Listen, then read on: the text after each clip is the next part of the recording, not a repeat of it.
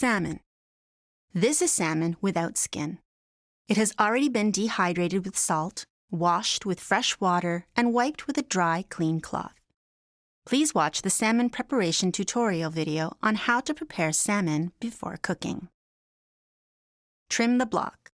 This block of salmon still has the gray-colored skin side layer. You can choose to leave this gray part on, which is actually common in Japan. However, in some countries, it is preferred that this gray part be removed. In such a case, here is how you remove this layer. Position the long sashimi knife horizontally right under the gray layer. Gently move the knife parallel to this gray layer to cut it off completely. If there are some remaining parts, remove them as well. Now trim the width of the block. This is the back of the fish. This block is too wide for making sashimi.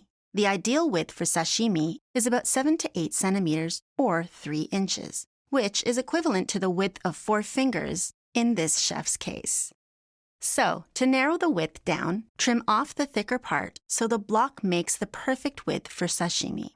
Remember, the part you cut off can be used for rolls or chirashi sushi. Start slicing with the Hira-zukuri technique. First, let's learn about the Hira-zukuri technique. This is the most common cutting technique used for sashimi. This salmon block is about 7 centimeters or 3 inches wide, so it is wide enough to make straight cuts into the block.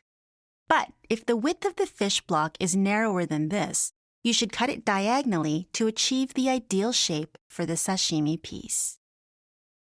Pro tip: when you slice it down, keep the blade at a slight angle outward, not perpendicular to the cutting board.